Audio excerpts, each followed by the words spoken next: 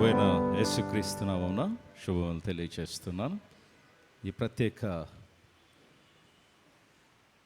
ఆరాధన నిమిత్తమై కురాటి ఇస్రాయేల్ గారిని జ్ఞాపకం చేసుకుంటూ ఏర్పాటు చేసిన ఈ జ్ఞాపకార్థ స్తుతి కూడికను ప్రార్థనతో ప్రార్థించుకుందాం.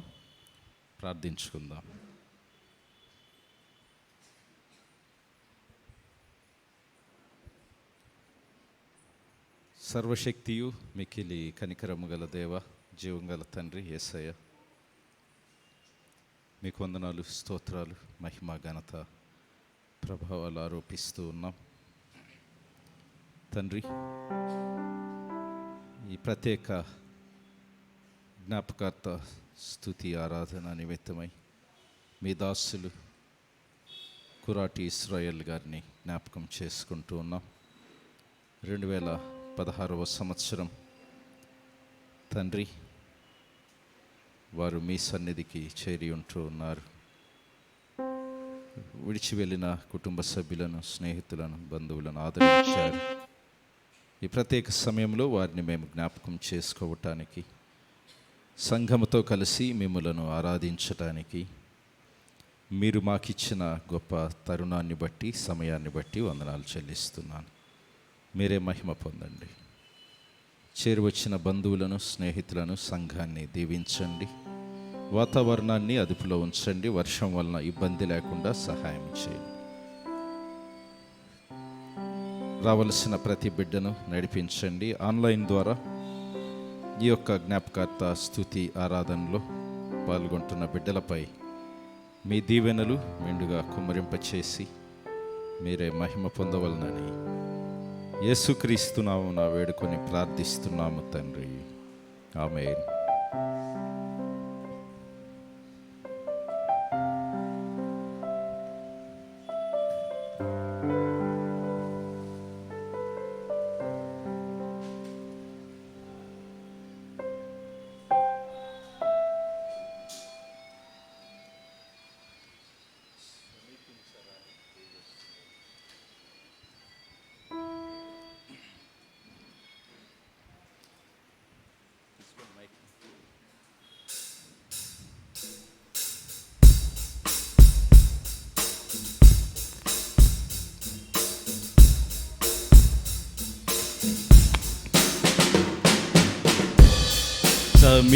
సమీపించరాని తేజస్సులో నీవు వసించువాడవయా,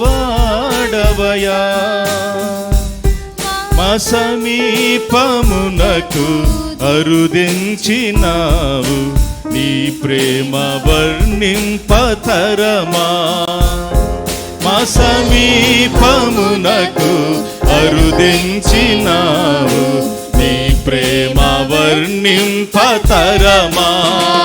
యేసయ్యా, నీ ప్రేమెంత బలమైనది. యేసయ్యా, నీ కృప ఎంత విలువైనది. యేసయ్యా, నీ ప్రేమెంత బలమైనది. యేసయ్యా, నీ కృప ఎంత విలువైనది.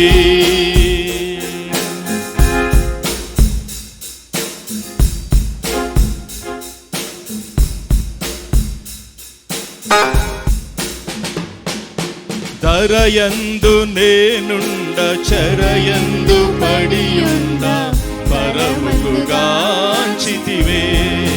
నన్నే, పరమున చేర్చితివే. ధరయందు నేనుండ, చెరయందు పడియుండ, పరముగాంచితివే నన్నే, పరమున చేర్చితివే. కలువకు కరుణను నొసగితివే, కలువకు కరుణను నొసగితివే. యేసయ్యా, నీ ప్రేమెంత బలమైనది. యేసయ్యా, నీ కృప ఎంత విలువైనది యేసయ్యా నీ ప్రేమెంత బలమైనది యేసయ్యా నీ కృప ఎంత విలువైనది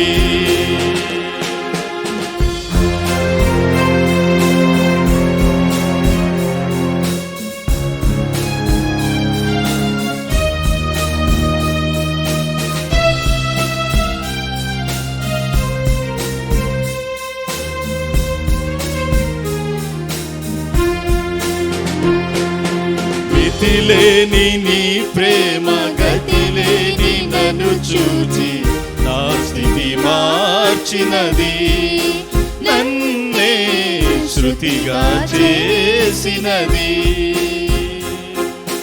మితిలేని నీ ప్రేమ గతిలేని నన్ను చూచి నా స్థితి మార్చినది నన్నే శృతిగా చేసినది తులువకు విలువను వసగినది తులువకు విలువను వసగినది యేసయ్యా నీ ప్రేమెంత బలమైనది యేసయ్యా నీ కృప ఎంత విలువైనది యేసయ్యా నీ ప్రేమెంత బలమైనది యేసయ్యా నీ కృప ఎంత విలువైనది సమీపించరాని తేజస్సులోని వసించువాడవయా మా సమీపమునకు అరుదించినావు నీ ప్రేమ వర్ణింపతరమా మా సమీపమునకు అరుదించినావు నీ ప్రేమ వర్ణింపతరమా యేసయ్యా నీ ప్రేమెంత బలమైనది యేసయ్యా నీ కృప ఎంత విలువైనది యేసయ్యా నీ ప్రేమెంత బలమైనది యేసయ్యా నీ కృప ఎంత విలువైనది. మరొక పాట పాడి దేవుణ్ణి ఆరాధిద్దాం.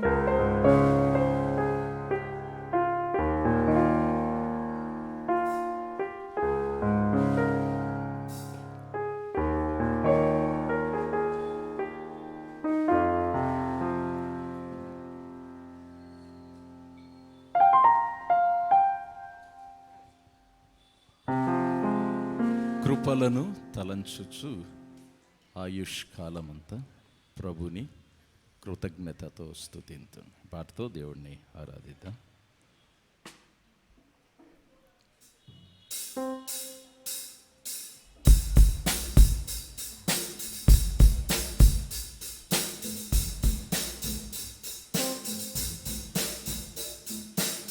కృపలను తలంచుచు కృపలను తలంచుచు ఆయుష్కాలమంతా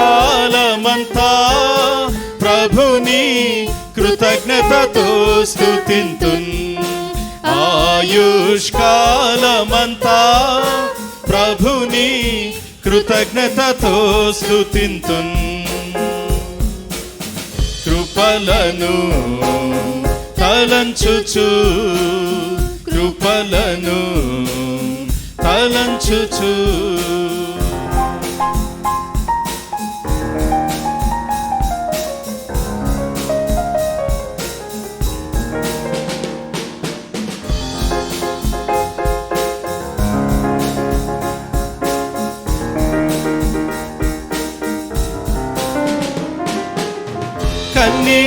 కన్నిటిలోయలలో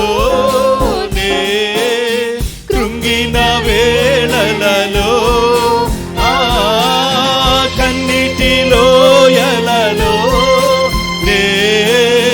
కృంగిన వేళలలో నింగిని చీల్చి వర్షము పంపి నింపెను నా హృదయం. యేసు నింపెను నా హృదయం. నింగిని చీల్చి వర్షము పంపి నింపెను నా హృదయం. యేసు నింపెను నా హృదయం. కృపలను తలంచుచు కృపలను తలంచుచు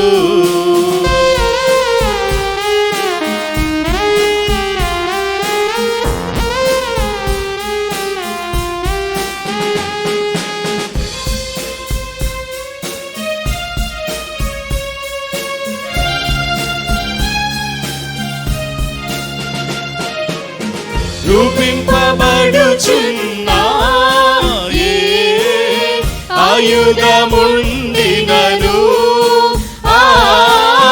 రూపింపబడుచున్నా ఏ ఆయుధముండినను నాకు విరోధమై వర్తిల్లదు అని చెప్పిన మాట సత్యం.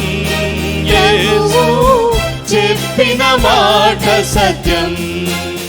నాకు విరోధమై వర్తిల్లదు అని చెప్పిన మాట సత్యం. ప్రభువు చెప్పిన మాట సత్యం. కృపలను తలంచుచు కృపలను తలంచుచు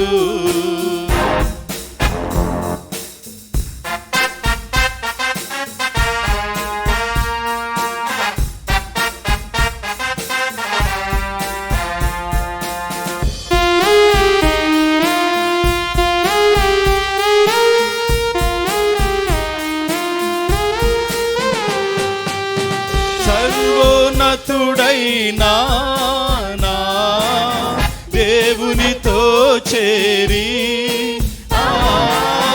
సర్వోన్నతుడైనా నా దేవునితో చేరి సతతము తన కృప వెల్లడి చేయ శుద్ధులతో నిల్పెను. ఇహలో శుద్ధులతో నిల్పెను. సతతము తన కృప వెల్లడి చేయ శుద్ధులతో నిల్పెను. ఇహలో శుద్ధులతో నిల్పెను. కృపలను తలంచుచు కృపలను తలంచుచు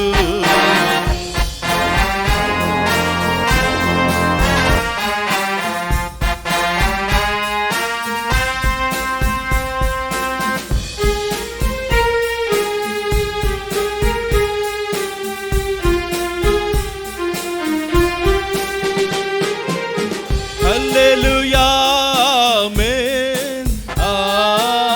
నాకెంతో ఆనందమే. హల్లెలూయా ఆమేన్. నాకెంతో ఆనందమే. సియోను నివాసము నాకెంతో ఆనందం. ఆనందం ఆనందమే. ఆమేన్. ఆనందం ఆనందమే. సియోను నివాసము నాకెంతో ఆనందం. ఆనందం ఆనందమే. ఆమేన్. ఆనందం ఆనందమే. కృపలను తలంచుచు కృపలను తలంచుచు ఆయుష్కాలమంతా ప్రభుని కృతజ్ఞతతో స్తుతింతున్. ఆయుష్కాలమంతా ప్రభుని కృతజ్ఞతతో స్తుతింతున్. కృపలను తలంచుచు కృపలను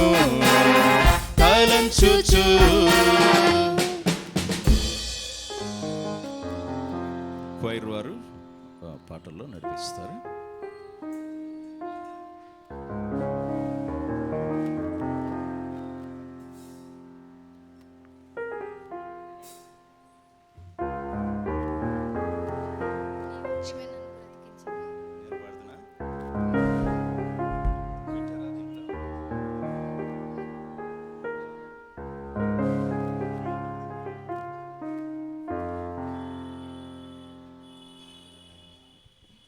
నీ వాక్యమే నన్ను బ్రతికించెను, బాధలలో నెమ్మదినిచ్చెను.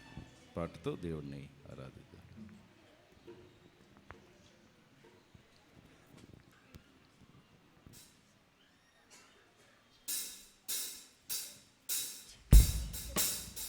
Check check check.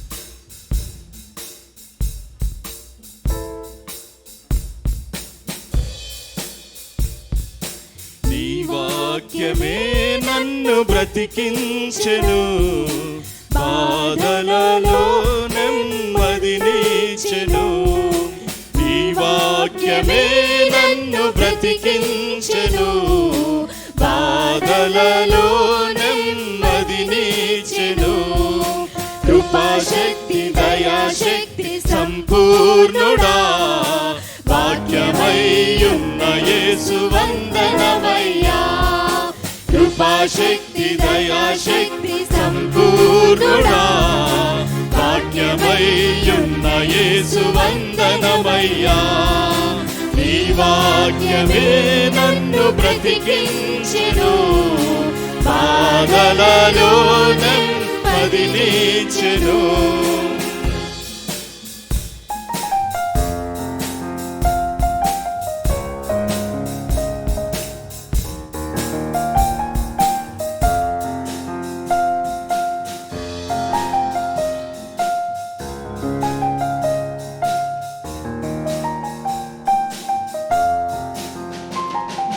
జిగటగల ఊబి నుండి లేవనెత్తెను, సమతలమగు భూమిపై నన్ను నిలిపెను.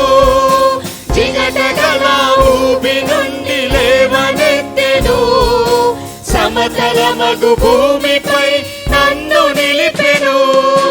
నా పాదములకు దీపమాయెను, నా పాదములకు దీపమాయెను.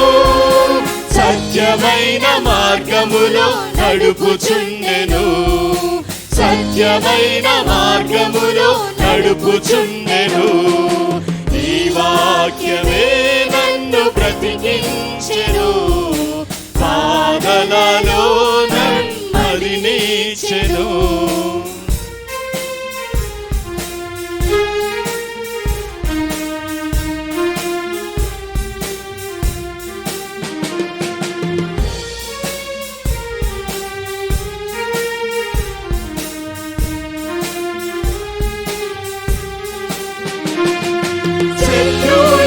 ఎదుర్కొనే సర్వాంగ కవచమై యుద్ధమునకు సిద్ధ మనసునిచ్చుచున్నది.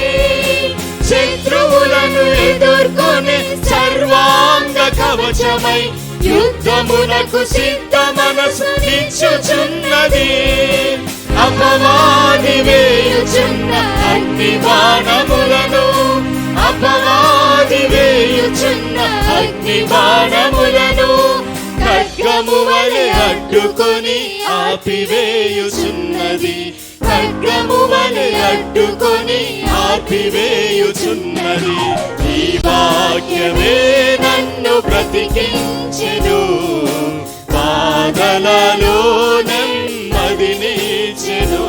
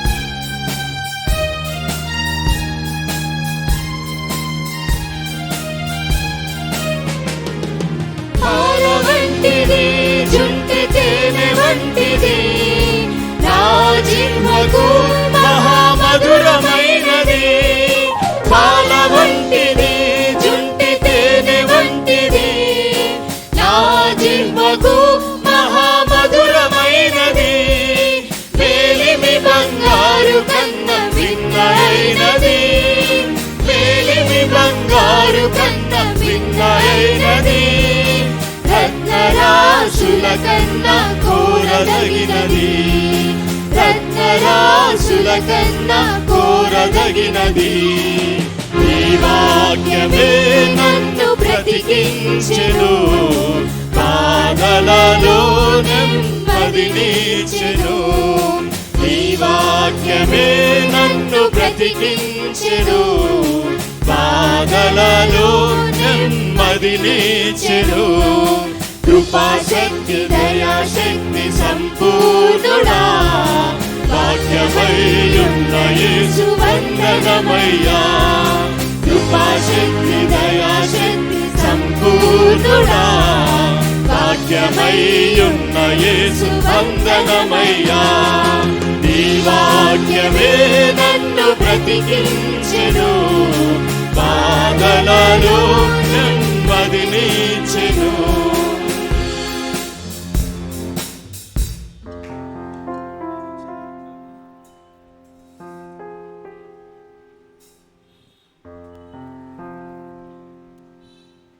నీ చేతితో నన్ను పట్టుకో, నీ ఆత్మతో నన్ను నింపు. పాటతో దేవుణ్ణి ఆరాధిద్దాం.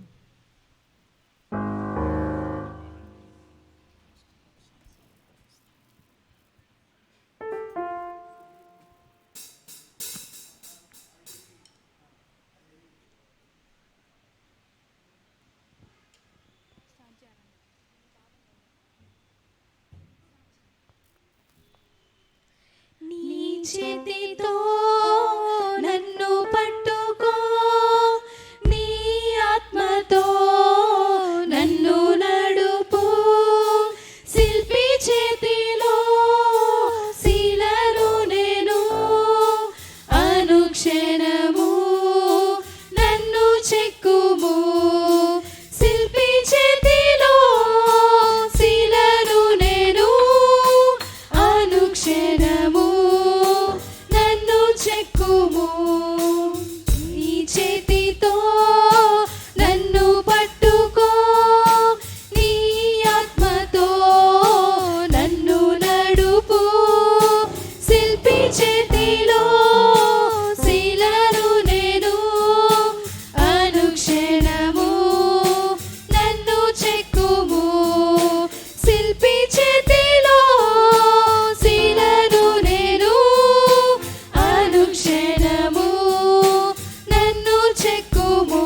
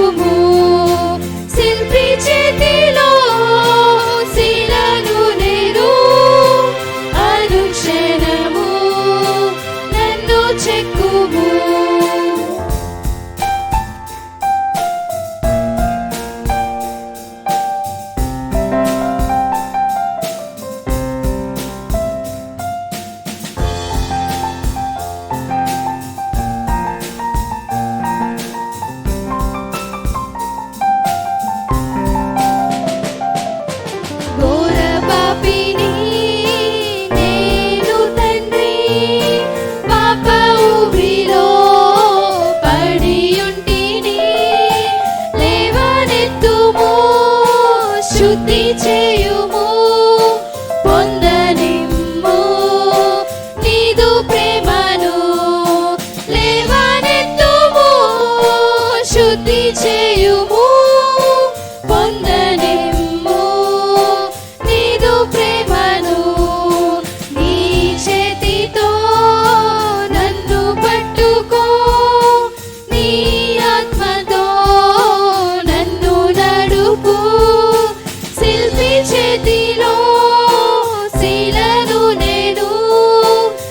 అనుక్షణము నన్ను చెక్కుము శిల్పి చేతిలో శిలను నేను అనుక్షణము నన్ను చెక్కుము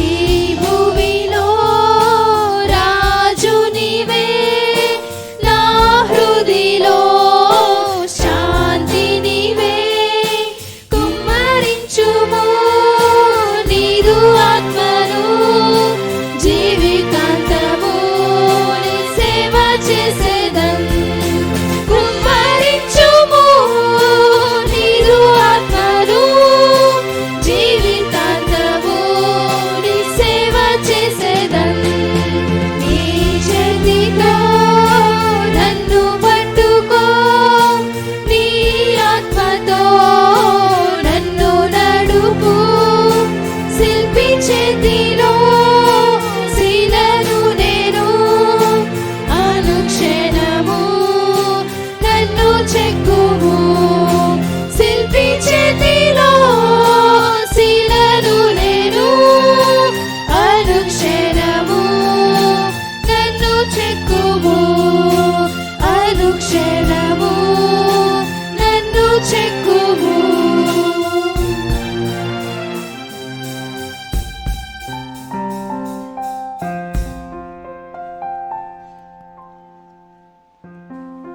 ఆ చిన్న పుస్తకం నుంచి 170వ పాట పరమజీవము నాకు నివ్వ తిరిగి లేచాను నాతో నుండ. పెద్ద పుస్తకంలో 649, చిన్న పుస్తకంలో 170. చివరి వచనం పాడుతున్నప్పుడు అందరం లేచి నిలబడదాం.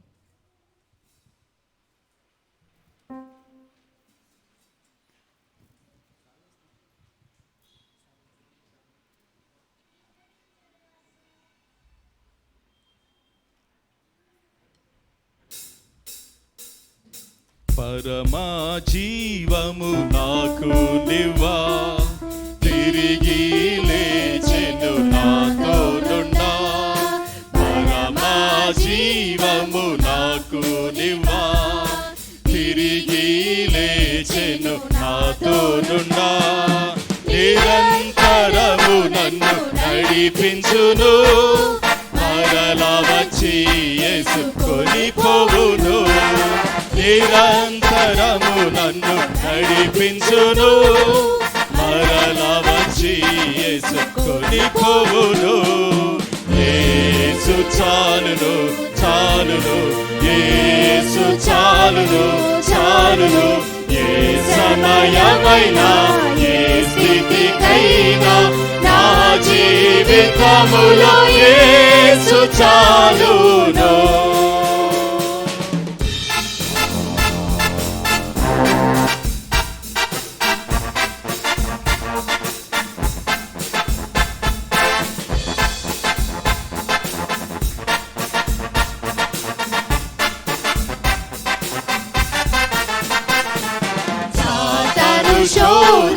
శోధనలధికమైన సొమ్మసిల్లక సాగి వెళ్ళెదను.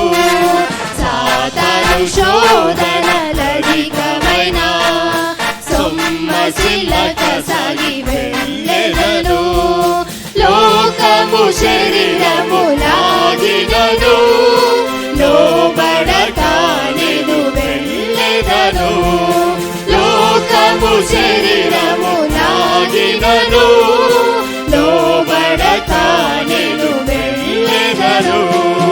యేసు చాలును చాలును యేసు చాలును చాలును.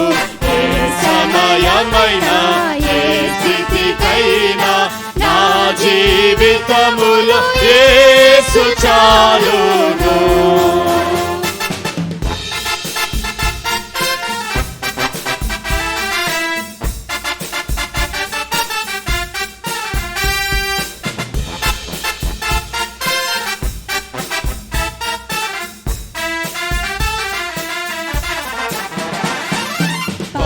పాచిక బయలులో పరుండజేయున్ శాంతి జలము చెంత నడిపించును పాచిక బయలులో పరుండజేయున్ శాంతి జలము చెంత నడిపించును అనిశము ప్రాణము తృప్తి పరచున్ మరణలోయలో నన్ను కాపాడును అనిశము ప్రాణము తృప్తి పరచున్ మరణలోయలో నన్ను కాపాడును యేసు చాలును చాలును యేసు చాలును చాలును ఏ సమయమైనా ఏ స్థితికైనా నా జీవితములో యేసు చాలును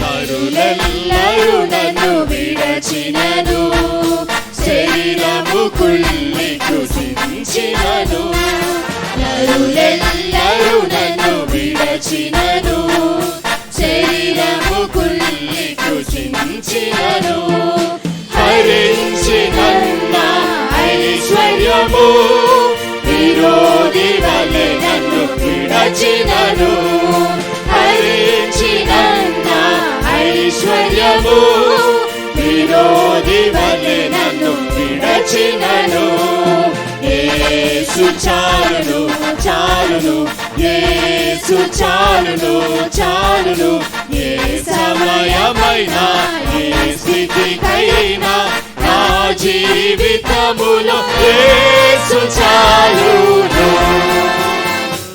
పరమా జీవము నాకు నివా తిరిగి లేచెను నా తోడున్నా పరమా జీవము నాకు నివా తిరిగి లేచెను నా తోడున్నా నిరంతరము నన్ను నడిపించును మరణ వచ్చి యేసుకొని పోవును నిరంతరము నన్ను నడిపించును మరణ వచ్చి యేసుకొని పోవును యేసు చాలును చాలును యేసు చాలును చాలును ఏ సమయమైనా ఏ స్థితికైనా నా జీవితములో యేసు చాలును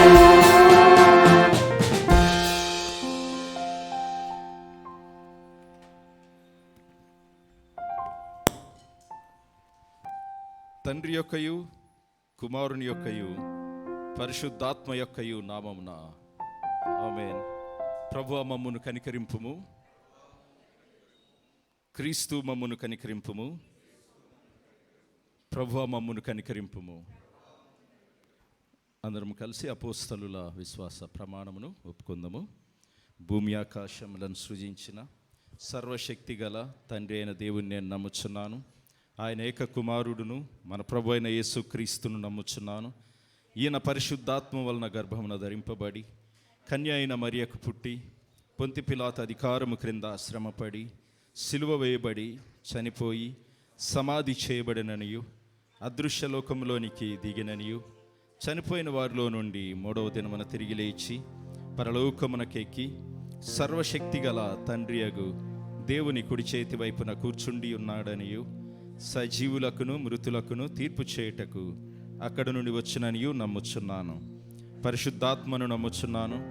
పరిశుద్ధ క్రైస్తవ సంఘమగు పరిశుద్ధుల సహవాసమును పాప క్షమాపణయు శరీర పునరుత్థానమును నిత్య జీవమును ఉన్నవని నమ్ముచున్నాను. ఆమేన్. దయచేసి కూర్చుందాం. ఈ ప్రత్యేక జ్ఞాపకార్థ స్తుతి కూడిక కోరికై ఏర్పాటు చేయబడిన దేవుని వాక్యాన్ని చదువుకుందాం. అపోస్తలుడైన పౌలు కొరింథీయులకు రాసిన మొదటి పత్రిక 15వ అధ్యాయం 50వ వచనం నుంచి 57వ వచనం వరకు సుజీరాణి చదివి వినిపిస్తారు. కొరింథీయులకు రాసిన మొదటి పత్రిక 15వ అధ్యాయం 50 నుంచి 57 వచనాల వరకు.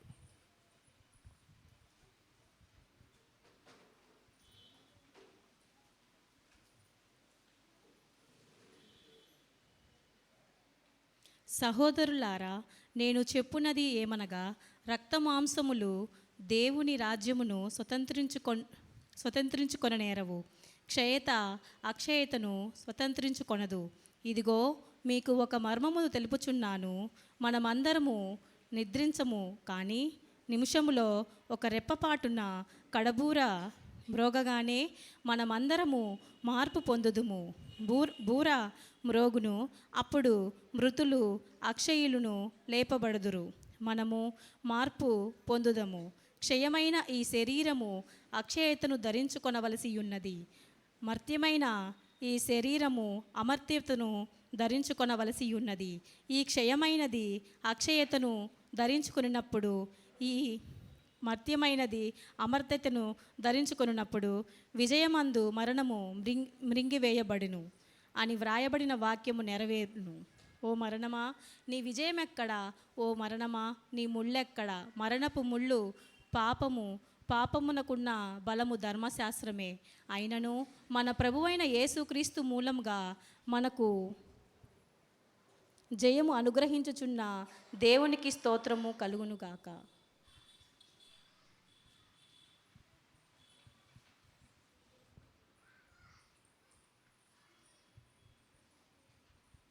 ప్రభు అయిన యేసుక్రీస్తు నామమున శుభములు తెలియచేస్తున్నాను.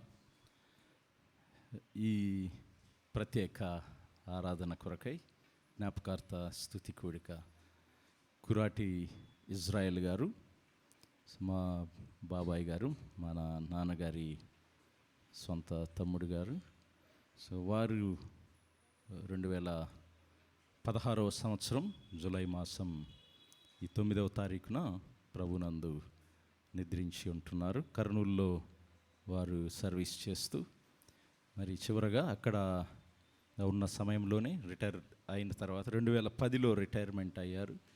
16లో మరి ప్రభునందు నిద్రించి ఉంటూ ఉన్నారు.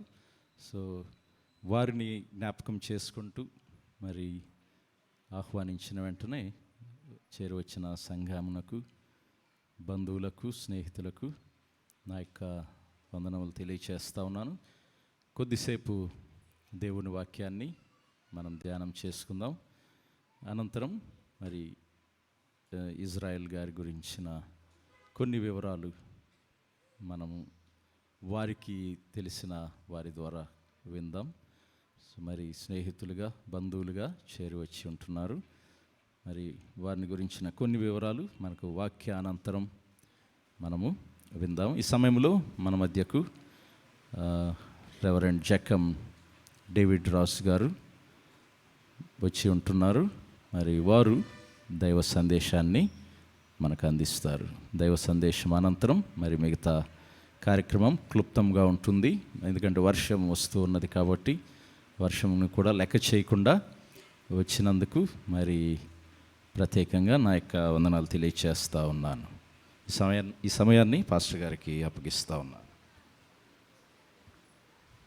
ఈ మైక్ ఆఫీస్.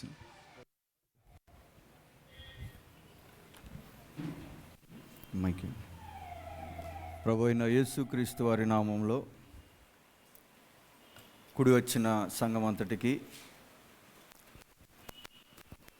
అవకాశం ఇచ్చిన దైవ సేవకులకు, సంఘానికి ప్రత్యేకమైన వందనాలు తెలియజేస్తున్నాను. చిన్న మాట ప్రార్థన చేసుకుని దేవుని మాట ధ్యానం చేసుకుందాం.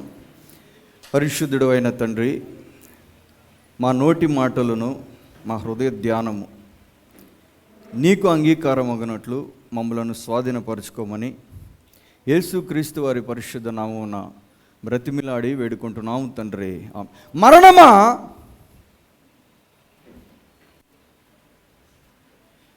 వ్రాయబడిన మాట చదువుకున్నాం. ప్రభునందు ప్రియులారా, నీ విజయం ఎక్కడా? మరణమా, మరణముతో మాట్లాడుతూ ఒక రిటారికల్ క్వశ్చన్ వేయబడింది. అంటే జవాబు తెలుసు, నీవు చెప్పనక్కర్లేదు. నీ విజయం ఎక్కడుందో నాకు తెలుసు. నీ విజయము లేదు. ఎక్కడుంది నీ విజయం? మరణమా, నీ విజయం ఎక్కడా? నీ ముళ్ళు ఎక్కడా? ఎక్కడా కూడా నీవు చూపించలేవు. నీకు విజయమే లేదు. ఎందుకని ఈ మాట మరణానికి వేయబడుతుంది ప్రభునందు ప్రియులారా? అంటే పైన కొన్ని వచనాలు మనం చదువుకున్నాం. కొన్ని ఇన్ఎవిటబుల్ సిట్యుయేషన్స్ చెప్పారు అక్కడ. అన్అవాయిడబుల్ సర్కమ్స్టాన్సెస్, ఖచ్చితంగా జరిగేవి చెప్పి తర్వాత ఈ మాట అడిగారు. ఏవైతే జరగబోతున్నాయో అవి ముందు చెప్తూ చివరిగా ఈ మాట అడిగారు, ఇప్పుడు చూపించు నీ విజయం ఎక్కడుందో నాకు. ఏమిటా ఇన్ఎవిటబుల్ సర్కమ్స్టాన్సెస్ అంటే? చూడండి, కొరింథీయులకు రాయబడిన మొదటి పత్రిక 15వ అధ్యాయము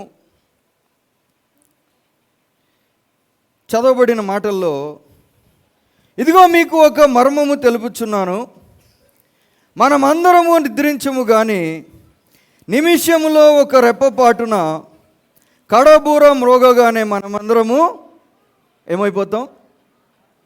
దిస్ ఈజ్ ఇన్ఎవిటబుల్. అంటే దీనిని నీవేమీ మార్చలేవు. మార్పు చెందబోతున్నాం. రెండో విషయం చెప్తున్నారు. ఏం జరుగుతుందంట? తర్వాత ఏం జరుగుతుంది? బూర నీవు ఆపగలవా? అది మరణానికి ఆయన వేస్తున్న ప్రశ్న. కడబూర మ్రోగుతుంది. It is inevitable. ఖచ్చితంగా మోగుతుంది. చూడండి, మత్తయి సువార్త 24వ అధ్యాయం 31వ వచనంలో యేసుక్రీస్తు వారి మాట స్పష్టంగా తెలియజేశారు. 24వ అధ్యాయము 31వ వచనం, మరియు ఆయన గొప్ప బూరతో దూతలను పంపును, ఈ చివర నుండి ఆ చివరి వరకు నలుదిక్కుల నుండి ఆయన ఏర్పరచుకున్న వారిని పోగు దిస్ ఈజ్ ఇన్ఎవిటబుల్. నీవేమైనా ఆపగలవా? ప్రశ్నిస్తున్నాడు. చూపించు విజయం. ఈ బూరని నీవు ఆపగలిగితే నువ్వు గెలిచినట్లు, ఆపలేకపోతే నీవు ఓడిపోయినట్లే. ప్రకటన గ్రంథము 11వ అధ్యాయం. ఈ రాత్రి మన ధ్యానం ఏమంటే, ప్రభునందు ప్రియులారా, మరణము యొక్క విజయము ఎక్కడుంది? ప్రకటన గ్రంథం 11వ అధ్యాయం 15వ వచనం. ఏడవ బూర మ్రోగినప్పుడు పరలోకములో గొప్ప శబ్దములు పుట్టెను. ఆ శబ్దములు, ఈ లోక రాజ్యము మన ప్రభువు రాజ్యమును ఆయన క్రీస్తు రాజ్యమును ఆయన యుగ యుగములు ఏలును. నీవేమి చేస్తున్నావు మరణమా? నీవేమి సాధించావు మరణమా అడుగుతున్నాడు. ఆయన ఏం చేస్తారు? రాజ్యం ఆయనది అయిపోయింది. నీవేం చేస్తున్నావు? Show me your victory and your sting. మరణాన్ని అడుగుతున్నాడు. బూర మోగుతుంది, నీవు ఆపగలవా? ఆపలేకపోతే నీవు ఓడిపోయినట్లే. రాజ్యం ఆయనది కాబోతుంది, నీవు ఆపగలవా? ఆపలేకపోతే నీవు ఓడిపోయినట్లే. తర్వాత వచనం చూడండి, 1 కొరింథీ 15వ అధ్యాయం. బూరం రోగును అప్పుడు మృతులు అక్షయులుగా లేపబడుదురు. తర్వాత ఏం జరగబోతుంది? మృతులు అక్షయులుగా. This is also inevitable. ఇది కూడా జరగబోతుంది. మృతులు ఏం కాబోతున్నారంటే, నిన్ను దాటుకొని, నిన్ను జయించుకొని, నీ నుండి విడుదల పొంది వారు మరలా అక్షయులుగా. This is inevitable. నీవేం చేస్తున్నావు? నీ విజయం ఎక్కడుంది? మరణమా, నీ విజయం ఎక్కడా? బోర్ను ఆపలేవు, రాజ్యాన్ని ఆపలేవు, తిరిగి లేచేవారిని ఆపలేవు. నీ విజయం ఎక్కడుంది?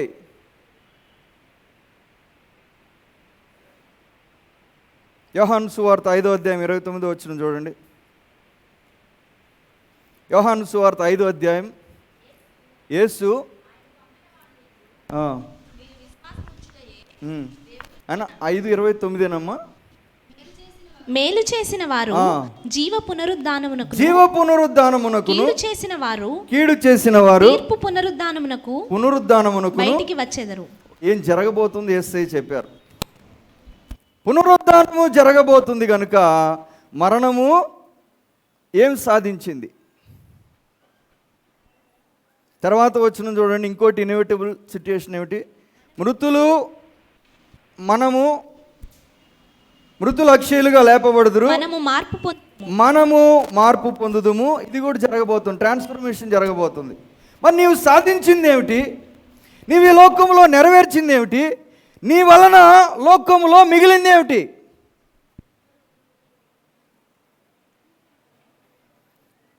ఇవేవి కూడా మరణం ఆపలేదు. Death can't stop these things. పునరుద్ధానం ఆపలేదు, రాజ్యం ఆయన ఏలటం ఆపలేదు, బోరమోగటం ఆపలేదు, రూపాంతరం చెందటం ఆపలేదు. మరి నువ్వేం చేయగలవు? నువ్వేం చేస్తున్నావు? ఎలా చెప్తున్నాను ఇవి ఆపలేదు మరణం అని?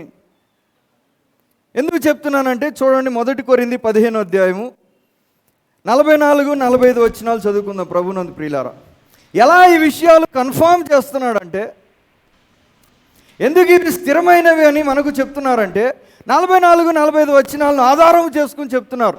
బేస్డ్ ఆన్ దట్ ప్రిమైజ్ ఈ స్టేటింగ్ దీస్ థింగ్స్. 44-45 ఏమిటి? ప్రకృతి సంబంధ విత్తబడి ఆత్మ సంబంధ శరీరముగా లేపబడును. ఆత్మ సంబంధమైన శరీరముగా లేపబడును. ప్రకృతి సంబంధమైన శరీరం ఉన్నది గనుక ఆత్మ సంబంధమైన శరీరము కూడా ఉన్నది. ఆత్మ సంబంధమైన శరీరము కూడా ఉన్నది. ఇందు విషయమై ఆదామును మొదటి మనుషుడు జీవించు ప్రాణి ఆయనని వ్రాయబడి ఉన్నది. కడపటి ఆదాము జీవింపచేయు ఆత్మ ఆయను. ఎందుకు ఈ మాట నేను స్థిరపరుస్తున్నానంటే, కడపటి ఆదామును బేస్ చేసుకుని అని చెప్తున్నారు. ఎవరు కడపటి ఆదాము చెప్పండి? ఎవరు కడపటి ఆదాము? మరణం ఏమీ చేయలేదు అని నేను ఎలా చెప్పగలుగుతున్నానంటే, దేన్ని బేస్ చేసుకుని చెప్తున్నారు? ఎవరు కడపటి ఆదాము? ఎవరు? Death didn't stop Jesus Christ. యేసు క్రీస్తుని నీవేమీ చేయలేకపోయావు గనుక ఇక మీదట నీవేమీ కూడా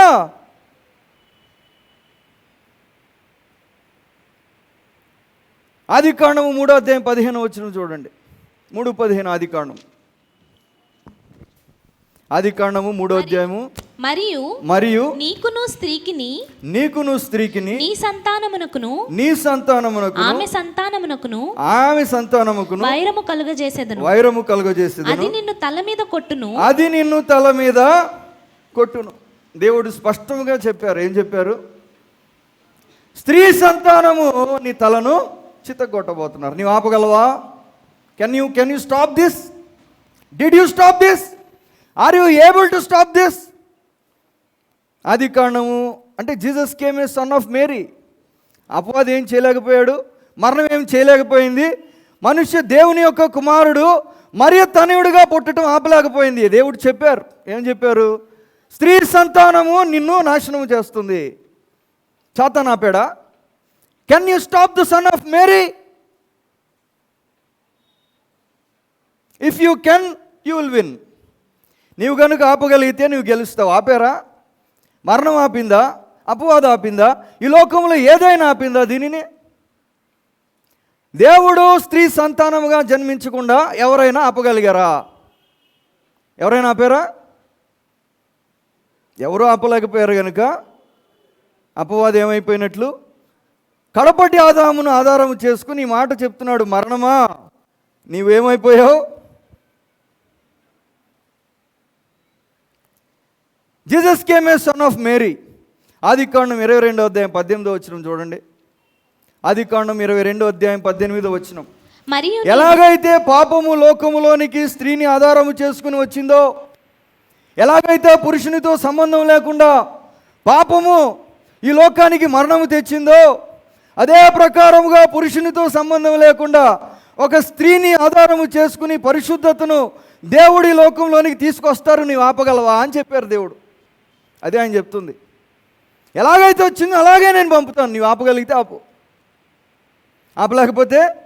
ఆపలేకపోతే నీవు ఓడిపోతావు. 22:18 చూడండి ఆదికాండం. మరియు నీవు నా మాట వినినందున భూలోకములోని జనములన్నీయు నీ సంతానము వలన ఆశీర్వదించబడును. నీ సంతానం వలన భూలోకం అంతటిని ఆశీర్వదించి ఒక సంతానాన్ని పంపుతాను. రెండో విషయం చెప్పారు.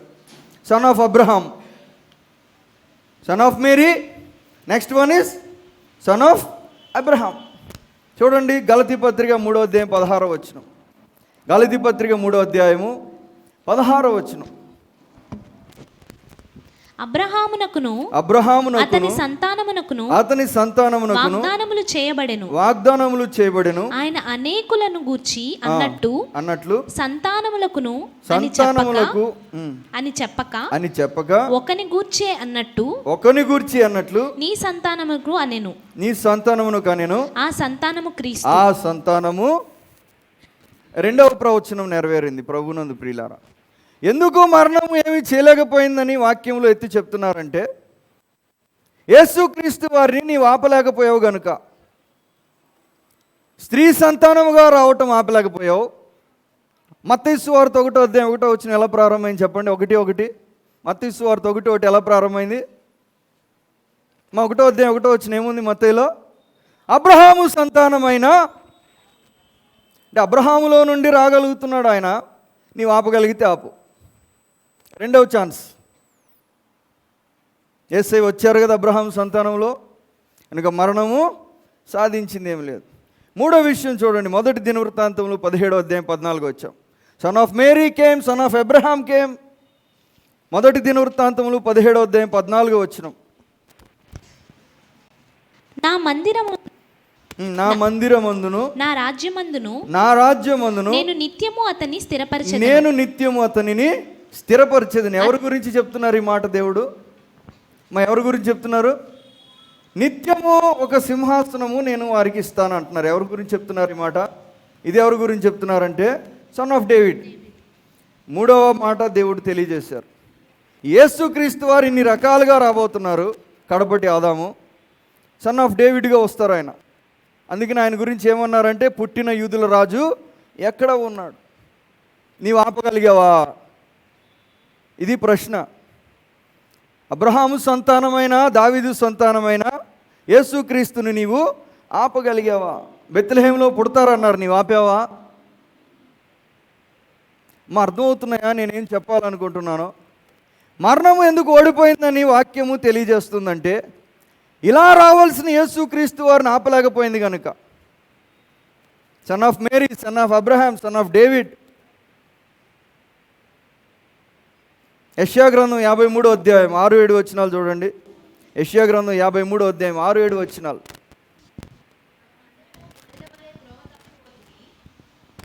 53:6-7 అనమ్మా. త్రోవ తప్పిపోతిమి, మనలో ప్రతి వాడును తనకిష్టమైన త్రోవకు తొలగెను. యెహోవా మన అందరి దోషమును అతని మీద మోపెను. యెహోవా మన అందరి దోషములను అతని మీద మోపెను. అతడు దౌర్జన్యము నొందెను. బాధింపబడినను అతడు నోరు తెరవలేదు. వదకు తేబడిన గొర్రె పిల్లయు బొచ్చు కత్తిరించు వాని ఎదుట గొర్రెయు మౌనముగా ఉండునట్లు అతడు నోరు తెరవలేదు. 4వ మార్గం చెప్తున్నారు. ల్యాంబ్ ఆఫ్ గాడ్ గా రాబోతున్నారు ఆయన. గొర్రె పిల్ల వల్ల ఆయన ఈ లోకానికి రాబోతున్నారు. మరణానికి ఛాన్స్ వెనకాల ఛాన్స్ ఇచ్చారు దేవుడు. సాతానుకు అవకాశం వెనుక అవకాశం ఇచ్చారు. ఈ కడపటి ఆదాము ఇవన్నీ నెరవేరుస్తారు. నీవు కనుక ఆపగలిగితే నీ విజయం సాధిస్తావు. ట్రై చేశాడు సాతాను. అందుకనే ఆదాము వల్ల మొదటి సంతానం ఎవరు చెప్పండి? దేవుడు అవ్వతో చెప్పారు కదా, నీ సంతానము సాతాను మరణాన్ని జయించాలని. మొదటి సంతానం ఎవరు? ఆదాము వాళ్ళకి. పుట్టే కుమారుడు చంపాలి. ఎవరు పుట్టారు? కయ్యను పుట్టారు. పుట్టిన ఆయన ఎవరిని చంపారు? సాతాను అలా ట్రై చేశారనమాట. నన్ను చంపే కుమారుడిని నీవు అంటావా? నీ కుమారుడిని చంపేలాగా అలా చేస్తే గెలుస్తాను అనుకున్నారు. గెలవలేదు. అలా జరగదు. అలాగా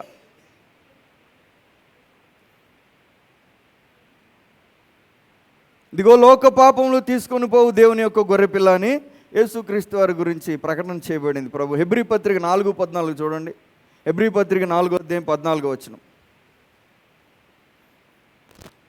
ఆకాశ మండలం గుండా వెళ్ళిన దేవుని కుమారుడైన ఎవరు? వెళ్ళిన దేవుని కుమారుడైన యేసు, దేవుని కుమారుడుగా, మరియ తనయుడుగాను, అబ్రహాము తనయుడుగాను, దావీదు తనయుడుగాను, దేవుని కుమారుడుగాను, గొర్రెపిల్లగాను ఆయన రాబోతున్నారు. ఇవన్నీ కూడా నెరవేరినాయి గనుక, వీటిలో దేనిని నీవు ఆపలేకపోయావు గనుక ఆ తర్వాత ఆయన మరణము, ఆయన పునరుద్ధానాన్ని నీవు ఆపలేకపోయావు కనుక నీవు సాధించింది ఏమిటి, మరణమా అని అడుగుతున్నారు. మరణానికి ఇలా ప్రశ్న వేయబడుతుంది. ఇవన్నీ నీవు చేయలేకపోయావు కనుక నీవు సాధించింది ఏమీ లేదు, నీకు గెలుపు అనేది లేదు. మొదటి విషయం, యేసుక్రీస్తుని బట్టి నీవు ఓడిపోయావని చెప్తున్నారు. రెండవది, బూర మోగుతుంది అక్షయులుగా లేపబడతామని ఎలా కన్ఫర్మ్ చేసుకోవచ్చు అంటే చూడండి, 2 కొరింథీ 5వ అధ్యాయం 4-5 వచనాలు. 2 కొరింథీ 5వ అధ్యాయం 4-5 వచనాలు.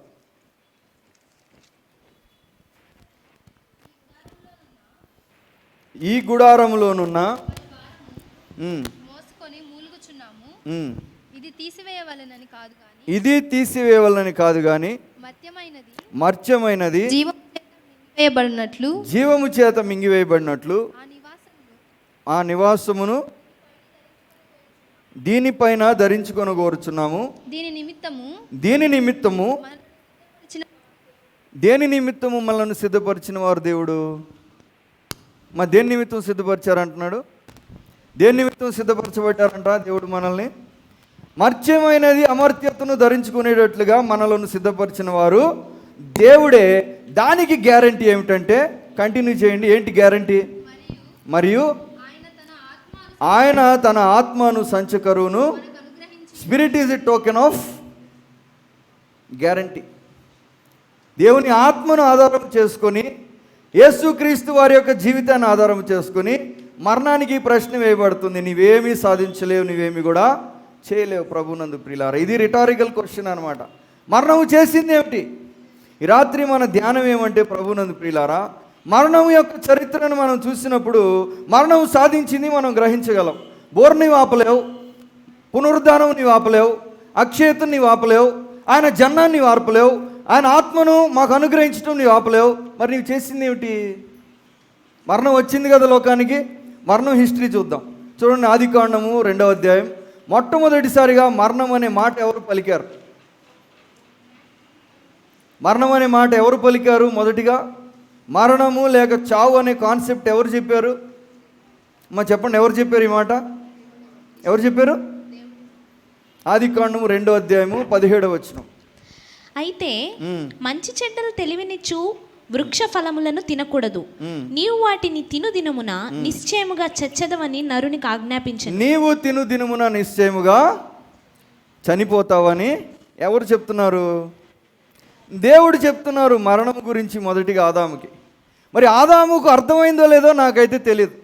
ఎందుకంటే అంతకుముందు మరణం ఉందో లేదో తెలీదు, ఆయనకు అర్థమైందో లేదో తెలీదు. కానీ దేవుడు చెప్తున్నారు, తిను దినమున నీవు నిశ్చయముగా చనిపోతావు అని చెప్తున్నారు. మరి చనిపోయాడు ఆ రోజు? చనిపోయారా లేదా? తిను దినమున నిశ్చయముగా చనిపోతామని దేవుడు చెప్పారు కదా. తిన్న రోజును చనిపోయారా ఆదాము? చనిపోలేదా? అంటే దేవుడు అబద్ధం చెప్పాడు. చనిపోలేదంటే చెప్పండి, చనిపోయారా లేదా? మరణం గురించి ధ్యానం చేస్తున్నాం మనం. చనిపోయారా లేదా ఆ రోజు? చాలా సింపుల్ క్వశ్చన్, చెప్పండి. దేవుడు అన్నారు నువ్వు చనిపోతావు, మరి చనిపోయారా లేదా? చనిపోయారా లేదా? చనిపోతే మరి ఆహారం ఎలా తిన్నారు? చనిపోతే పిల్లల్ని ఎలాగా అన్నాడు? చనిపోతే మరి ఆ మిగతా పనులను ఆయన ఎలా చేయగలిగారు? చనిపోయాడు అన్నారు కదా. చనిపోయిన తర్వాత ఆయన పిల్లలకి అన్నారు కదా. చనిపోయిన తర్వాత ఈ లోకంలో తిరుగుతున్నారు కదా. చనిపోయిన తర్వాత మాట్లాడుతున్నారు కదా. చనిపోయిన తర్వాత ఆయన మనుషులు కనబడుతున్నారు కదా. మరి చనిపోయిన మనిషి ఇవన్నీ ఎలా చేశారు? మరి చనిపోకపోతే దేవుడు చెప్తుంది ఏంటి? మరణము గురించి రాత్రి మనము ఆలోచన. అసలు మరణం అంటే ఏమిటి దేవుని ఉద్దేశంలో? ఏమై ఉంటుంది మరణం? చెప్పారు నీవు తిను చనిపోతావు. దేవుడు అబద్ధం ఆడినారు, ఆయన చనిపోయారు ఆ రోజు. కానీ వాక్యము తెలియజేస్తుంది తర్వాత ఆయన సంతానాన్ని కన్నట్లుగా కయ్యన్ని, ఏబేలుకు ప్రతిగా షేతును, తర్వాత అనేక సంవత్సరాలు జీవించినట్లుగా వాక్యం చెప్తుంది. ఇది నిజమే, అది నిజం. మరి మరణం అంటే ఏమిటి? అది గ్రహించాలి రాత్రి మనం. అసలు మరణం అంటే ఏంటి? ఏమి జరిగింది తిను దినమున? ఏం జరిగింది? మరణం అంటే నా యొక్క ఆలోచన ప్రభునందు ప్రియులారా, మరణం అంటే ఏమిటి? మరణం అంటే వేరైపోవటం. చెప్పండి, మరణం అంటే ఏమిటి? ఏ రోజైతే ఆయన తిన్నారో ఆ రోజు ఆయన ఏమైపోయారంటే దేవుని నుండి సంబంధం కోల్పోయారు. ఏం పోయింది? మరణం సాధించింది ఏమంటే ఏదైనా తోటలో జరిగిన సిట్యుయేషన్ ఇది. ఏదేనులో మరణం ప్రవేశించింది. ఏదేనులో మరణం సాధించింది ఏమంటే ప్రేరేపించి ఆదాముని అవ్వని దేవుని నుంచి వేరు చేసింది. ఏం జరిగింది? సంబంధం కోల్పోయారు. అంతేనా కోల్పోయింది? మరణం అంటే ఏంటి చెప్పండి? ఇప్పుడు ఒక మనిషి చనిపోయారు అని మనం ఎప్పుడు అంటాం చెప్పండి? చనిపోయారని ఎప్పుడు అంటాం? ఒక మనిషి చనిపోయారు అని ఎప్పుడు అంటాం చెప్పమ్మా? ప్రాణము లేకుండా పోయినప్పుడా? దేహంలో లేకుండా పోయినప్పుడా? ప్రాణం ఉనికిలో లేకుండా పోయినప్పుడా? ప్రాణము దేహంలో లేకుండా పోయినప్పుడా? దేహము నుండి వేరవటము మరణించటం.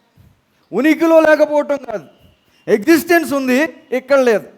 లోకం నుండి వేరైపోవటం, బంధువుల నుండి వేరైపోవటం, దేహము నుండి వేరైపోవటం, పరిసరాల నుండి వేరైపోవటమే మరణం. కనుక మరణం అంటే ఏమిటి? మరణం అంటే ఏమిటి? మరణం అంటే వేరైపోవటం. మరణం అంటే ఏమిటి చెప్పండి? మరణం అంటే సంబంధం తెగిపోవటం. మరణం అంటే సహవాసం తెగిపోవటం. మరణం అంటే మహిమను కోల్పోవటం. మరణం అంటే రూపం కోల్పోవటం. ఏదేనలో జరిగిన విషయాలు చూస్తున్నాం. మరణం ఏం సాధించింది? ఆదామవ్వల జీవితంలో మరణం ఏం సాధించిందంటే సంబంధాన్ని తెంచివేయగలిగింది, సహవాసాన్ని తెంచివేయగలిగింది, ఆ గృహాన్ని నుంచి వేరు చేయగలిగింది, ఆ రూపము కోల్పోయేలాగా చేయగలిగింది, మహిమను కూడా కోల్పోయేలా చేయగలిగింది. ఇది మరణం చేసిన కార్యం ప్రభునందు ప్రియులారా. మరి మరణం సాధించింది ఏమిటి చెప్పండి? ఇప్పుడు ఏం సాధించింది? నేను చాలా ఫాస్ట్గా చెప్తున్నాను, ఎందుకంటే అయ్యగారు చెప్పారు స్పష్టంగా. హాఫ్ అన్ అవర్ దాటాక నువ్వు వెంటనే ల్యాండ్ అయిపోవాలని చెప్పారు. అరగంట మించి అసలు ఫ్లైట్ టేక్ ఆఫ్ అవటానికి ఇంకా 10 నిమిషాలే ఉంది నాకు. కనుక మరణం అంటే ఏమిటి? ధ్యానం చేస్తున్నాం ఈ రాత్రి. మరణం అంటే వేరైపోవటం. మరణం అంటే సంబంధం తెగిపోవటం. మరణం అంటే సహవాసం లేకపోవటం. మరణం అంటే వేరుగా ఉండటం. అది మరణము. ఆదామవ్వల జీవితంలో మరణము చేసింది ఇది ప్రభునందు ప్రియులారా. ఏదైనా తోటలో జరిగిన కార్యం. మరి మరణం ఏమన్నా సాధించిందా? అర్థమవుతుందా నా ప్రశ్న? మరణం ఏమన్నా సాధించిందా లేదా? ఎందుకంటే ఇక్కడ అడిగాం ప్రశ్న, మరణమా నీ విజయం ఎక్కడా? ఏదేనలో ఉందని చెప్తాడేమో. ఏదేనలో నా విజయం ఉంది. ఏదేనలో చూడు, నేను దేవుని నుంచి వేరు చేశాను, దేవుని ఏదే నుండి వేరు చేశాను, దేవుని చిత్తము నుండి వేరు చేశాను, దేవుని సహవాసం నుండి వేరు చేశాను, దేవుని సన్నిధి నుండి వేరు చేశాను, పూర్తిగా దేవుని నుండి వేరు చేశాను. అదే నా విజయం అంటదేమో మరణం. అదేగా మరణం అంటే. మరణం అంటే ఏమిటి? అందుకని యేసు ప్రభువు వారు అన్నారు, మృతులు తమ మృతులను ఎలా పాతి పెడతారు? మృతులు తమ మృతులను పాతి పెట్టుకోనిమని యేసు ప్రభువు వారు చెప్తున్నారు కదా. చనిపోయిన వారిని ఎలా పాతి పెడతారు అంటే, ఆయన దృష్టిలో కొందరు బ్రతికుండి కూడా ఒకరు కాలం చేశారు, శరీరం నుండి వేరైపోయారు. కొందరు శరీరంలో ఉన్నారు కానీ వాళ్ళు మృతులే అంటున్నాడు ఆయన. ఎవరు వారు? శరీరంలో ఉండి మృతులు ఎవరు? వాళ్ళు మృతులే, వీళ్ళు మృతులే. వీళ్ళేమో దేహం నుండి వేరయ్యారు. వీళ్ళు ఎవరి నుంచి వేరయ్యారు? చెప్పండి, ఎవరి నుంచి వేరయ్యారు? మరణం అంటే ఏమిటి? దేవుని నుండి వేరైపోవటమే మరణం ప్రభునందు ప్రియులారా. దేవుని నుండి దూరం వెళ్ళిపోవటమే మరణం. అది నిజమైన మరణం అంటే. కనుక మరణము నేను విజయం సాధించాను ఏదేనలో అంటారేమో. మరి ఆ విజయం ఉందా? చూడండి, ఎక్కడైతే మరణము అడుగుపెట్టిందో అక్కడ దేవుని కృప ఎలా పనిచేసిందో చెప్తాను నేను. సహవాసం నుండి దూరం అయిపోయి, దేవుని యొక్క గృహం నుండి దూరం అయిపోయి, దేవుని యొక్క సన్నిధి నుండి దూరం అయిపోయి, దేవుని యొక్క మహిమ నుండి దూరం అయిపోయి ఆదామవ్వలు మనుషులు ఉన్నారు కదా. దీనిని దేవుడు ఎలాగ రెస్టోర్ చేశారు తెలుసా మీకు? ఎలా రెస్టోర్ చేశారో? మరణాన్ని దేవుడు ఎలా జయించడం ప్రారంభించారు చెప్పగలరా ఎవరైనా? అమ్మ, ఎక్కడ జరిగింది చెప్తాను నేను. చూడండి, నిర్గమకాండం. కోల్పోయిన ఏదేనులోని సహవాసాన్ని, కోల్పోయిన ఏదేనులోని సంబంధాన్ని, కోల్పోయిన ఏదేనులోని మహిమను, కోల్పోయిన ఏదేనులోని దేవుని యొక్క కృపను మరలా మనుషులు ఎక్కడ పొందుకున్నారు? ఎందుకంటే మరణము దానిని శాశ్వతంగా మనకు దూరం చేస్తే మరణం గెలిచినట్లే. అలా చేయలేకపోతే మరణం ఓడిపోయినట్లు. నిర్గమకాండము 25వ అధ్యాయము 8వ వచనం చదువుకుందాం. 25వ అధ్యాయము 8వ వచనం. నేను నీకు కనపరచు విధముగా నేను నీకు కనపరచు విధముగా మందిరము యొక్క ఆ రూపమును దాని ఉపకరణములన్నిటినీ రూపమును నిర్మింపవలెను. వారు తుమ్మకర్రతో ఒక మందసమును చేయవలెను. దాని పొడుగు 2 మూరలున్నర, దాని వెడల్పు 1 మూరెడున్నర, దాని ఎత్తు 1 మూరెడున్నర. దాని మీద మేలిమి బంగారు రేకు పొదిగింపవలెను. 8వ వచనమేనమ్మా, 25వ అధ్యాయం 8వ వచనం. నేను వారిలో నివసించున్నట్లు దేవుడు ఏం చెప్తున్నారు? నీవు నేను కలుసుకోవటానికి మరణం అడ్డొచ్చింది కదా. ఏదేనులో నీవు నేను కలుసుకునేవారం, ఏదేనులో నీవు నేను మాట్లాడుకునేవారం, ఏదేనులో నీవు నేను సహవాసం చేసేవారం, ఏదేనులో నీవు నేను ఒకటిగా ఉండేవారం. ఇప్పుడు మరణము ఏదేను నుండి దూరం చేసింది. నేనేం చేస్తున్నాను? దేవుడు ఏం చెప్తున్నారు? ఇప్పుడు ఏం చేయమంటున్నారు? కోల్పోయిన ఏదైనా అనుగ్రహించడానికి దేవుడు ఏం చేయమంటున్నాడు?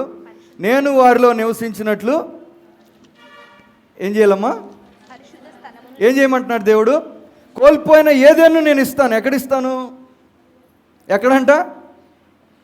ఏం కట్టమంటున్నారు దేవుడు?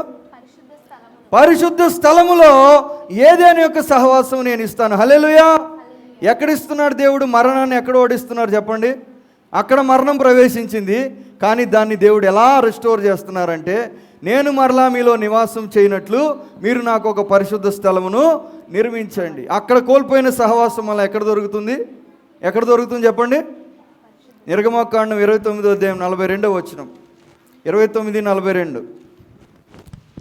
ఇది యెహోవా సన్నిధిని సాక్ష్యపు గుడారము యొక్క ద్వారమునొద్ద మీ తరతరములకు నిత్యముగా అర్పించు దహన బలి. నీతో మాట్లాడుటకు నేను అక్కడికి వచ్చి మిమ్మును ఎక్కడ కలుసుకుంటారంట దేవుడు మనుషుల్ని? మా మరణము దేవుడి నుంచి మనిషిని వేరు చేసింది కదా.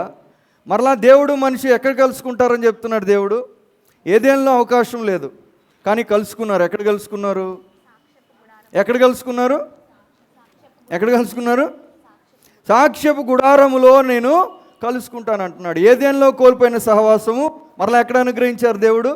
ఏదేనిలో కోల్పోయిన సంబంధం మరలా ఎక్కడ కలుపుతున్నాడు దేవుడు? అక్కడ పోయింది, ఎక్కడ రిస్టోర్ చేస్తాను. ఎక్కడ? అది సాక్ష్యపు గుడారంలో, దేవుని యొక్క మహిమ నిలిచే మందస్సంలో, దేవుని యొక్క పేరు పెట్టబడిన మందిరంలో. ఇప్పుడు ఏదేను మనకి ఎక్కడ అనుగ్రహించబడుతుంది? ఏదేనిలో సహవాసము, ఏదేనిలో సంబంధము, ఏదేనిలోని రూపము, ఏదేనిలో మహిమ ఎక్కడిస్తానంటున్నారు దేవుడు? మరణాన్ని ఎక్కడ ఓడిస్తానంటున్నారు? ఏ రూపంలో ఓడిస్తానంటున్నారు? ఏదేనిలో నీవు గెలిచావు, కానీ ఇప్పుడు దాన్ని నేను ఎక్కడ ఓడిస్తానంటున్నారు? మందిరంలో నేను దాన్ని ఓడిస్తాను. ఎక్కడిస్తున్నారు ఆయన? మందిరంలో నీకు సహవాసము నాతో, మందిరంలో నేను నీతో మాట్లాడతాను, మందిరంలో నేను నిన్ను కలుసుకుంటాను. అంటే పాత నిబంధన మందిరం దేవుడు అలా రెస్టోర్ చేస్తున్నారు. ప్రభువునందు ప్రియులారా, ఈ రాత్రి నా ధ్యానం ఏమంటే, మరణాన్ని దేవుడు ఎలాగా జయించి వచ్చారు చూడండి. 29:45 నిర్గమకాండము 29వ అధ్యాయం 45వ వచనం. నేను ఇశ్రాయేలీల మధ్య నివసించి వారికి దేవుడనై యుందును. ఇప్పుడు దేవుడే వస్తానంటున్నారు. ఇంతకుముందు ఏదేనిలోకి వచ్చేవారు, ఇప్పుడు ఏదేనిలోకి రావటానికి. ఇప్పుడు ఎక్కడికి వస్తారంటే దేవుడు ఎక్కడికి వస్తారు? ఇప్పుడు నేను సాక్ష్యపు గుడారంలోనికి వస్తాను, అంటే మందిరంలోనికి ఇప్పుడు నేను వస్తాను. అంటే సబ్స్టిట్యూటింగ్ ట్యాబర్నికల్ ఫర్ ఈడెన్. అంటే ఏదేనుకు ప్రతిగా దేవుడు ఏమో అనుగ్రహించారు మనుషులకి? సహవాసం ఎవరైనా చేయాలనుకుంటే, నాతో ఎవరైనా మాట్లాడాలనుకుంటే, నన్ను ఎవరైనా కలుసుకోవాలనుకుంటే, ఏదేనిలో మరణము గెలిచింది, కానీ ఇప్పుడు దానికి ప్రతిగా దేవుడు ఏమిస్తున్నారు? నా గుడారాన్ని నేను మీకు అనుగ్రహిస్తున్నాను. ఇదిగో ఇక్కడ మరలా మరణాన్ని దేవుడు కొట్టివేశారు. ప్రభువునందు ప్రియులారా, మరలా అదే విషయాన్ని దేవుడు ఎక్కడ నెరవేర్చారంటే యేసుక్రీస్తు వారిలో దాన్ని పరిపూర్ణముగా నెరవేర్చారు. అది దేవుడు చేసిన కార్యం. మరణం అలా ఓడిపోయింది, ఇలా ప్రవేశించింది. కానీ ఇక్కడ ప్రశ్న ఏం అడుగుతున్నారంటే, నేను నిన్ను ఎలాగా చూడండి. కొలస్సీ పత్రిక 2వ అధ్యాయము, కొలస్సీలకు రాయబడిన పత్రిక 2వ అధ్యాయము 3వ వచనం. బుద్ధి జ్ఞానముల సర్వసంపదలు ఆయన యందే గుప్తములై ఉన్నవి. ఎఫ్ఎస్సి పత్రిక 1వ అధ్యాయం 3వ వచనం చూడండి. ఎఫెసీ పత్రిక 1:3 మన ప్రభు అయిన యేసుక్రీస్తు యొక్క మన ప్రభు అయిన యేసుక్రీస్తు యొక్క తండ్రియగు దేవుడు స్తుతింపబడును గాక. ఆయన క్రీస్తునందు పరలోక విషయములలో ఆత్మ సంబంధమైన ప్రతి ఆశీర్వాదమును మనకు అనుగ్రహించెను. ఎక్కడ అనుగ్రహించారు ప్రతి ఆశీర్వాదం మనకి? ఎక్కడ ఇస్తున్నారు? ఏదేంలో కోల్పోయాం, మరలా ఎక్కడ పొందుకుంటాం? ఏదేంలో కోల్పోయినవన్నీ ఎక్కడ లభిస్తున్నాయి మనకి? ఎక్కడ లభిస్తున్నాయి అంటే యేసుక్రీస్తు వారిలో మనకు పరిపూర్ణంగా లభిస్తున్నాయి ప్రభునందు ప్రియులారా. అది దేవుడు చెప్తున్న మాట. ఇప్పుడు నీ విజయం చూపించు నాకు. మరణమా నీవేం చేయగలిగావు? వేరు చేయగలిగావా? దూరం చేయగలిగావా? మాట్లాడకుండా ఉంచగలిగావా? నీవు సాధించింది ఏమిటి? అందుకే అడుగుతున్నాడు, వేర్ ఈజ్ యువర్ విక్టరీ? ప్రభునందు ప్రియులారా, ఈ రాత్రికాల సమయంలో ఇజ్రాయెల్ మాస్టర్ గారి జీవితంలో మరణము విజయం సాధించలేదని చెప్తున్నాను నేను. మరణం ఏం చేయలేదు? విజయం సాధించలేకపోయింది. ఎందుకంటే దేవుని నుంచి వేరు చేయలేదు. ఇజ్రాయెల్ మాస్టర్ గారు, మా మామయ్య గారు ఎప్పుడు కూడా మందిరాన్ని కనిపెడుతుండేవారు, ఎప్పుడు కూడా మందిరంలో కనబడుతుండేవారు, ఎప్పుడు మందిరంలో పరిచర్య చేస్తుండేవాళ్ళు, పాటలు పాడుతుండేవాళ్ళు. ఆయన సంఘ పెద్దగా ఉంటూ చైర్స్ వేసేవాళ్ళు. ఒక మీటింగ్ ఉందంటే చాలా టెన్షన్ పడుతుండేవాళ్ళు. ఎప్పుడు మందిరంతో లింక్ అయిపోయి ఉన్నారు ఆయన. అంటే ఇప్పుడు ఆయన జీవితంలో మరణం ఏమీ చేయలేకపోయింది. ఎందుకు? దేవుని నుంచి వేరు చేయలేకపోయింది, దేవుని ప్రజలను ప్రేమించకుండా వేరు చేయలేకపోయింది. మరణం లోకంలో ప్రవేశించింది కానీ ఇజ్రాయెల్ మాస్టర్ గారి మీద దానికి గెలుపులేదు. ఎందుకంటే దేవుని ప్రజలను ఎంతో ప్రేమించేవారు ఇజ్రాయెల్ మాస్టర్ గారు. అందుకనే అయ్యగారు ఏమన్నారంటే జ్ఞాపకార్థ స్తుతి కూడిక అన్నారు, జ్ఞాపకార్థ ఆదరణ కూడిక అనలేదు. ఏమన్నారంటే జ్ఞాపకార్థముగా స్తుతించే కూడిక. ఎందుకని? మరణానికి వారి మీద ఎలాంటి అధికారము కానీ అనుమతి కానీ ప్రవేశము కానీ లేదు. దేవుని ప్రజలను ప్రేమించకుండా చేయలేకపోయింది, సంఘంలో సభ్యుడు కాకుండా చేయలేకపోయింది, విశ్వాసంలో ఒకటిగా లేకుండా చేయలేకపోయింది, దేవునితో నివాసం చేయకుండా మరణం చేయలేకపోయింది. ఇజ్రాయెల్ మాస్టర్ గారి జీవితంలో మరణానికి ఎలాంటి అధికారము కానీ అనుమతి కానీ ప్రవేశము కానీ అధికారము కానీ లేనే లేదు. ప్రభునందు ప్రియులారా, వారి లోకంలో ఉన్నప్పుడు. ఇప్పుడు ఎక్కడున్నారు మాస్టర్ గారు? ఇప్పుడు ఎక్కడున్నారంటే మరణాన్ని మించిన ఒక స్థితిలోనికి వెళ్ళిపోయారు. ఎక్కడున్నారు ఇప్పుడు? ఎక్కడున్నప్పుడు మరణం ఏమి చేయలేకపోయింది. ఇప్పుడు ఆయన ఉన్న చోట మరణం ఆయన ఏం చేయలేదు. ఎందుకంటే ఇప్పుడు ఎవరి దగ్గర ఉన్నారు ఆయన? ఎవరి దగ్గర ఉన్నారంటే మనుషులు ఒకమారు మృతి చెందవలను, ఆ తర్వాత తీర్పు జరుగుతుంది. ఇక మరణం ఏమి చేయటానికి లేదు. మరణాన్ని మించిన ఒక స్థితికి, మరణానికి అందని ఒక చోటుకి, మరణము ప్రవేశించలేని ఒక ప్రాంతంలో వారు ఉన్నారు. అక్కడ కూడా మరణం ఓడిపోయింది, ఇక్కడ మరణం ఓడిపోయింది, ఇప్పుడు మరణం ఓడిపోయింది. కనుక వారిని బట్టి ఈ రాత్రి ఇలాగా జ్ఞాపకార్థ స్తుతి కూడిక ఏర్పరిచాం ప్రభునందు ప్రియులారా. అది మరణానికి వారు వేస్తున్న ప్రశ్న. ఇప్పుడు మరణం అంటే ఏమంటే దేవుని నుంచి వేరైపోవటమే మరణం. అందుకే యేసు ప్రభు వారు ఏమన్నారంటే, నేను అబ్రహాము దేవుడను, ఇస్సాకు దేవుడను, యాకోబు దేవుడనని మోషే పొదను గురించిన భాగంలో మీరు చదవలేదా? పునరుద్ధానం ఉందని ఆయన చెప్తున్నారు కదా. ఆయన సజీవులకే దేవుడు కానీ మృతులకు దేవుడు కాదు. ఆయన దృష్టికి అందరూ సజీవులే అన్నారు. ఆయన దృష్టికి అందరూ, అబ్రహాము చనిపోయాడని వీళ్ళు అనుకుంటున్నారు, బ్రతికున్నాడని యేసు ప్రభు వారు చెప్తున్నారు. అబ్రహాము సజీవుడు, ఇస్సాకు సజీవుడు, యాకోబు సజీవుడు, ఇజ్రాయెల్ మాస్టర్ గారు కూడా సజీవుడు. ఎందుకని? ఇక్కడ లేరు కానీ దేవునిలో ఉన్నారు. ఇక్కడ వేరైపోయారు కానీ దేవునితో వేరు కాలేదు. ఇక్కడ కనబడటం లేదు కానీ దేవునిలో కనబడుతున్నారు. కనుక వారు ఇప్పటికీ దేవుని దృష్టికి సజీవులే ప్రభునందు ప్రియులారా. మరి మరణము ఎవరిలో ఉంది అంటే ఎవరైతే దేవునితో ఒకటి కాలేదో వారు ఈ రాత్రి ఆలోచన చేయాలి.